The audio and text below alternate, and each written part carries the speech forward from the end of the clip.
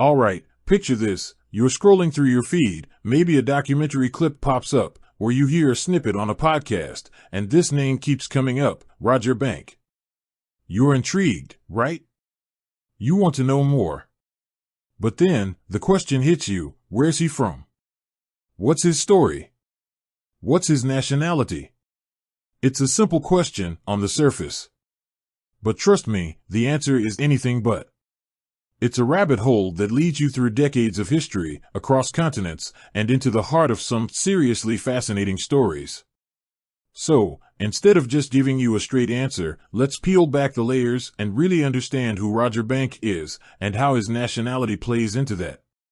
Now, before we dive into the specifics, let's talk about why this kind of question even matters. In today's interconnected world, nationality isn't just a label on a passport. It shapes our experiences, our perspectives, and our understanding of the world. It's a lens through which we see everything. And when it comes to someone like Roger Bank, understanding his nationality is key to understanding his journey. You might be thinking, okay, just tell me where he's from. But the truth is, the answer isn't always clear-cut. Sometimes, it's a blend of cultures, a mix of heritages, and a reflection of a life lived across borders.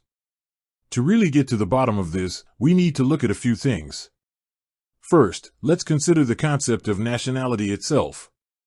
It's not just about where you were born.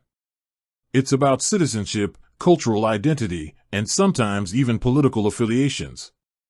It's a complex interplay of legal status and personal connection. So, when we ask about Roger Bank's nationality, we're really asking about all of those things. Where did he grow up?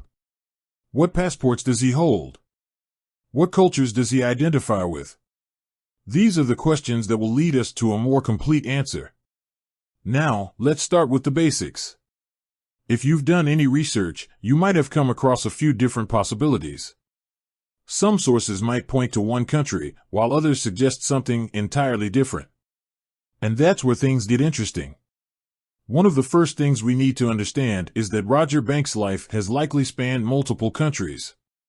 He might have been born in one place, lived in another, and held citizenship in yet another. This kind of global experience is becoming increasingly common, and it can make pinpointing a single nationality a real challenge. Let's say, for example, that Roger Bank was born in a country that has a history of political instability. He might have left that country as a child, seeking refuge in another. He might have grown up in a completely different culture, learning a new language and adopting new customs. But does that mean he's no longer connected to his birth country? Not necessarily. Or, consider the possibility that Roger Bank's parents were from different countries. He might have inherited dual citizenship, or he might have grown up speaking multiple languages and celebrating multiple cultural traditions. In this case, his nationality might be a blend of two or more distinct identities. And then there's the question of cultural identity. Even if Roger Bank holds a passport from a particular country, he might feel more connected to a different culture altogether. He might have spent his formative years in a community that shaped his values and beliefs, or he might have developed a deep affinity for a culture that's different from his legal nationality. To really understand Roger Bank's nationality, we need to consider all of these factors. We need to look at his birth certificate, his passport, his family history, and his personal experiences. We need to piece together the fragments of his life and see how they fit together. But here's the thing, sometimes the answer is intentionally obscured. There are individuals who, for security, or privacy, or other reasons, do not publicly disclose their nationality. This is a very real possibility. In a world where information is so readily available, the choice to remain private becomes a powerful statement. Let's also consider the possibility that information about Roger Bank's nationality is simply not available. In the age of information overload, it's easy to assume that everything is documented and accessible. But the reality is that some aspects of people's lives remain private, especially if they haven't sought public attention. Now, you might be thinking, this is all very interesting, but I still want to know the answer. And I understand that. But sometimes, the journey of discovery is just as important as the destination. By exploring the complexities of nationality, we gain a deeper understanding of ourselves and the world around us. Think about it. How many people do you know who have a simple, straightforward answer to the question of their nationality? How many people have a story that involves multiple countries, multiple cultures, and multiple identities? The truth is, we live in a world of increasing diversity and mobility. People are moving across borders, marrying people from different cultures, and creating new identities that defy traditional labels. And that's a beautiful thing. So, instead of focusing on a single answer, let's appreciate the richness and complexity of human experience.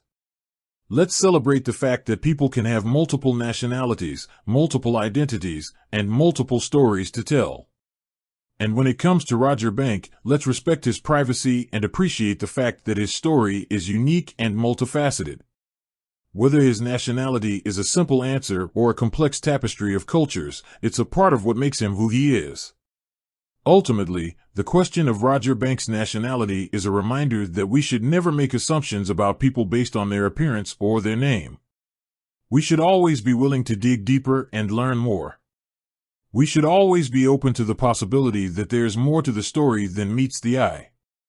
In a world that's constantly changing, where borders are becoming increasingly blurred, and where identities are becoming increasingly fluid, the question of nationality is more relevant than ever. It's a question that challenges us to think about who we are, where we come from, and where we belong. And perhaps, in the end, that's the most important thing.